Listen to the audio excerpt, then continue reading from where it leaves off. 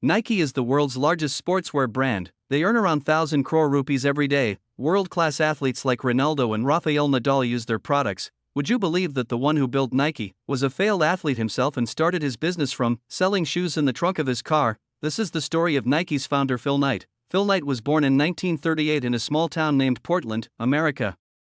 Since childhood, he used to run very fast, and his ultimate dream in life was to be a great athlete. In school and college he worked hard on his running and won many races. Along with running, Phil continued his education, and in 1962, he completed his MBA. He still wanted to continue running, but one morning during his practice he faced reality.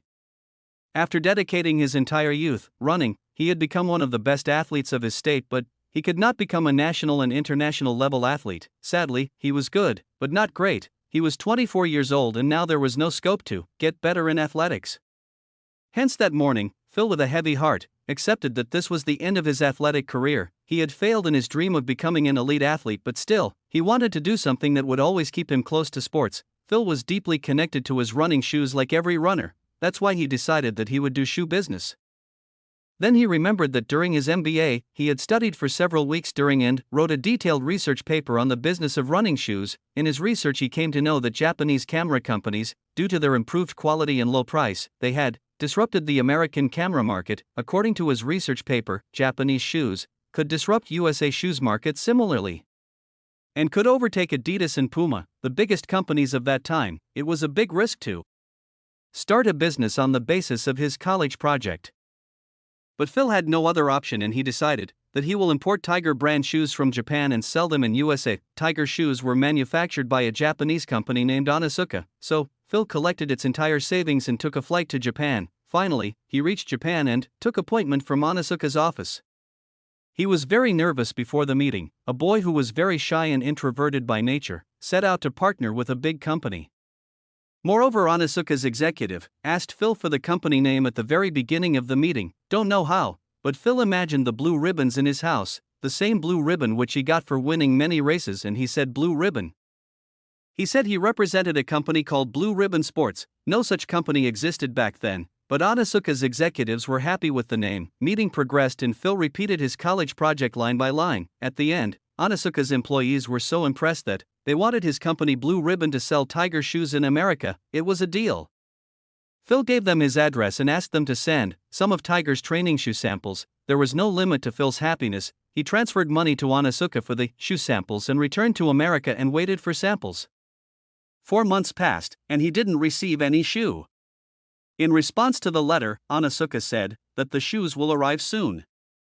But this did not happen in reality. Phil had not given up hope, but he needed a job to survive until shoes arrived, so he took the job of an accountant in a short firm. It had been almost a year since the meeting with Onitsuka. By then Phil had almost lost hope when a notice came from the customs. There were 12 shoes from Japan.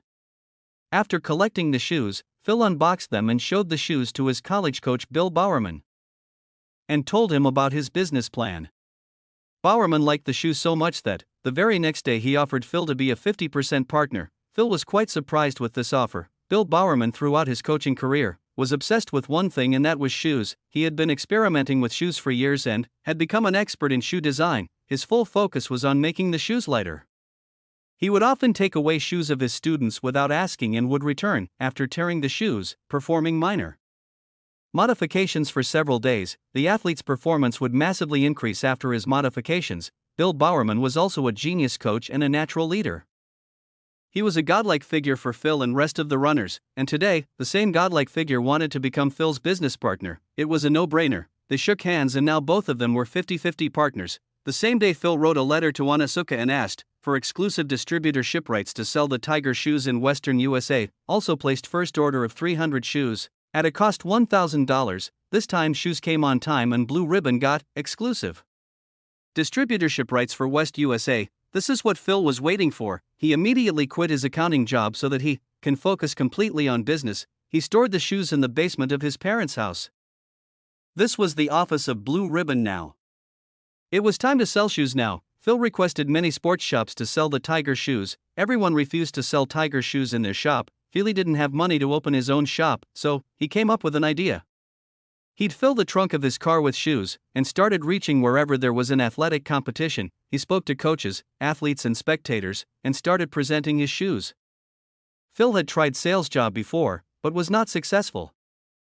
This time the response of the customers shocked Phil. His shoes were selling like hotcakes. He'd been an athlete himself and so understood athletes' problems very well, hence he was easily able to convince customers that Tiger's shoes were best for them. In just 2 months he sold the first shipment of 300 shoes, and placed an order of 900 shoes this time, but his total earning was just $2,000, and the total cost of the order was $3,000, so Phil asked for a $1,000 loan from the bank for the first time. Looking at the strong business of Blue Ribbon, approved the loan, and Phil finally had a career that he was enjoying deeply. He had a trusted partner like Bill Bowerman, and a product that was selling by itself. In short, Phil was having a great time. But then, there comes a twist in the story. A wrestling coach wrote a letter to Phil. He claimed that he had just returned from a meeting with Onitsuka in Japan and that Onitsuka has given him rights to be exclusive distributor for whole of America. Coach orders Phil to immediately stop Tiger Shoes business.